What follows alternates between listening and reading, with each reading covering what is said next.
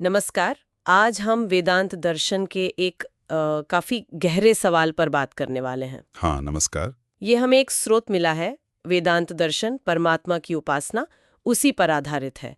तो उपनिषदों में एक अंतर्यामी का जिक्र आता है ना? बिल्कुल, अंतर्यामी मतलब जो भीतर रहता है और नियंत्रण भी करता है। हाँ, तो आज हम इसी को समझने की कोशिश करेंगे, मतलब स्रोत के हिसाब से, कि ये अंतर्यामी तत्व आखिर कौन है, परमात्मा या फिर जीव, मतलब हमारी व्यक्तिगत आत्मा, या प्रकृति। और खास तौर पर ये कि स्रोत क्यों मानता है कि ये सिर्फ परमात्मा ही हो सकता है। एग्जैक्टली। तो स्रोत का जो मुख्य तर्क है वो यही साबित करना है कि उपनिषद जब उपास्य या अंतर्यामी की बात करते हैं तो उनका इशारा असल में परमात्मा की तरफ ही होता है। हाँ, और इसके लिए स्रोत ने कई तर्क दिए हैं, प्रमाण भी दिए हैं। ठीक है, तो चलिए एक एक करके देखते हैं। सबसे पहले, स्रोत ये क्यों कहता है कि अंतर्यामी जीव नहीं हो सकता, मतलब हमारी अपनी आत्मा? हाँ, देखिए, स्रोत इस पर दो मुख्य दिक्कतें बताता है। पहली ये कि वेदांत में जीव को स्वभाव से अणु माना गया है। अणु मतलब बहुत छोटा, सूक्ष्म। हाँ, बिल्कुल। और एक देशी भी, मतलब एक समय में एक ही जगह रह सकता है। अच्छा। तो अगर जीव इतना छोटा और एक देशी है तो फिर वो एक ही वक्त में पूरे शरीर में कैसे मौजूद हो सकता है? आंख में भी, कान में भी, हाथ में भी। ये कैसे संभव है? ये तो सोचने वाली बात है। मतलब एक सीमित चीज एक साथ कई जगह कैसे फैलेगी? पर हमें चेतना का अनुभव तो पूरे शरीर में होता है ना? स्रोत इस बारे में क्या कहता है? हाँ, अनुभव होता है, लेकिन स्रोत का कहना है कि वो अनुभव जीव के अणु होते हुए भी हो सकता है। पर इसका मतलब ये नहीं कि वो पूरे शरीर में फैल कर बैठा है। और दूसरी आपत्ति जो ज्यादा गंभीर है वो है अनवस्थिति दोष। अनवस्थिति दोष? ये क्या है? ये एक तरह की लॉजिकल प्रॉब्लम है, मतलब एक अंतहीन समस्या। मान लीजिए हम एक पल के लिए मान भी लें कि जीव हर अंग में है, ठीक है? ठीक है। तो जब कोई अंग, मान लो हाथ, कट जाता है या खत्म हो जाता है, तो क्या उस हाथ में जो जीव का हिस्सा था वो भी नष्ट हो जाएगा? ओहो, ये तो मुश्किल है। हाँ, क्योंकि ये तो जीव के नित्य होने, मतलब हमेशा रहने वाले और अविनाशी होने के सिद्धांत के एकदम खिलाफ चला जाएगा। समझ गई। तो इन तर्कों से स्रोत का नतीजा ये निकलता है कि शरीर के अलग अलग हिस्सों में जिसकी मौजूदगी उपनिषद बताते हैं, वो सीमित अणु जैसा जीव नहीं हो सकता। बिल्कुल। चलिए, ये तो हुई जीव की बात। अब प्रकृति को अंतर्यामी क्यों नहीं माना जा सकता? प्रकृति के लिए स्रोत का तर्क थोड़ा अलग है। वो कहता है कि प्रकृति जो है वो संसार का उपादान कारण जरूर है। उपादान कारण जैसे मिट्टी घड़े का कारण है? हाँ, बिल्कुल वही। तो जैसे मिट्टी घड़े में मौजूद तो है, पर वो घड़े को चला नहीं रही, उसको कंट्रोल नहीं कर रही, वो उसकी अंतर्यामी नहीं है। अच्छा। उसी तरह प्रकृति इस दुनिया में फैली हुई तो है, लेकिन स्रोत के अनुसार वो जड़ है। उसमें खुद से सोचने या कंट्रोल करने की शक्ति नहीं मानी गई है। तो मतलब वो कारण है पर नियंत्रक नहीं है। सही। इसलिए वो अंतर्यामी नहीं हो सकती। और स्रोत ये भी कहता है कि स्मृति ग्रंथों में भी कहीं प्रकृति को अंतर्यामी नहीं कहा गया है। ठीक है, तो न जीव न प्रकृति। अब परमात्मा ही अंतर्यामी है, इसे स्रोत कैसे साबित करता है?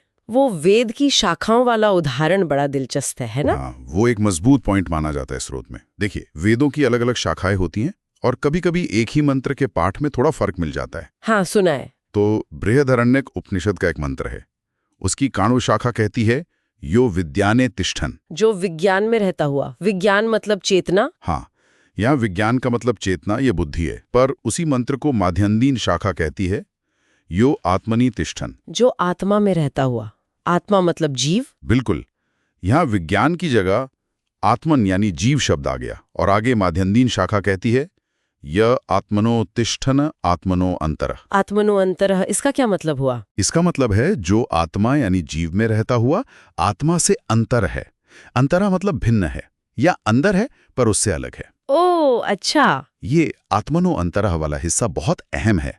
ये एकदम साफ कर देता है कि जिसकी बात हो रही है यानी अंतर्यामी, वो उस आत्मा यानी जीव से अलग है जिसमें वो रह रहा है। हाँ, ये तो बहुत स्पष्ट है।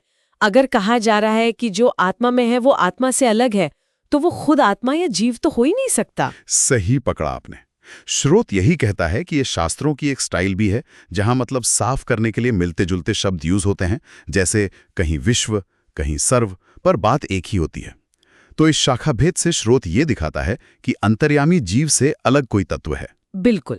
और एक और तर्क है परमात्मा के पक्ष में, वो गुणों वाला, मुंडकोपनिषद से। हाँ, मुंडकोपनिषद में उस तत्व के कुछ गुण बताए गए हैं, जैसे अदृश्यम, जिसे देखा न जा सके, अग्राह्यम, जिसे पकड़ा ना जा सके, अचक्षुक श्रोत्रम, अपाणिपादम। मतलब जिसके आंख, कान, हाथ पैर जैसे अंग नहीं है। हाँ, तो स्रोत का कहना है कि ये सारे गुण खासकर उस उपनिषद के कॉन्टेक्स्ट में जो ब्रह्म विद्या का है, मतलब परम सत्य के ज्ञान का, ये सिर्फ परमात्मा पर ही फिट बैठते हैं, जीव या प्रकृति पर नहीं। नहीं, ये गुण दिखाते हैं कि वो तत्व हमारी इंद्रियों और मन की पकड़ से एकदम परे है।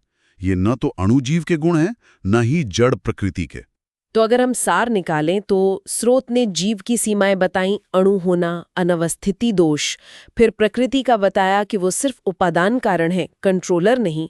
फिर उपनिषदों के पाठ भेद से दिखाया कि अंतर्यामी आत्मा से अलग है। और आखिर में परमात्मा के गुण बताए। हाँ, जैसे अदृश्यम, अग्राह्यम। इन सब के आधार पर स्रोत ये नतीजा निकालता है कि उपनिषदों का जो वर्णित अंतर्यामी है और इसीलिए जिसकी उपासना करनी चाहिए वो केवल परमात्मा ही है। बिल्कुल, यही स्रोत का मुख्य निष्कर्ष है। तो हमने देखा कि स्रोत कैसे काफी व्यवस्थित तरीके से परमात्मा को ही अंतर्यामी सिद्ध करता है। ये एक गहरी दार्शनिक बहस है जिसके अपने मायने हो सकते हैं। हाँ, निश्चित रूप से। चलिए आज की इस चर्चा को यहीं रोकते हैं, पर श्रोताओं के लिए एक विचार छोड़ जाते हैं। ये जो भेद है व्यक्तिगत आत्मा यानी जीव और परमात्मा यानी अंतर्यामी, इस तात्विक भेद को समझना किसी की अपनी आध्यात्मिक खोज या आत्मज्ञान की यात्रा पर क्या असर डाल सकता है, इस पर सोचिएगा जरूर। बिल्कुल, ये सोचने का एक अच्छा बिंदु है।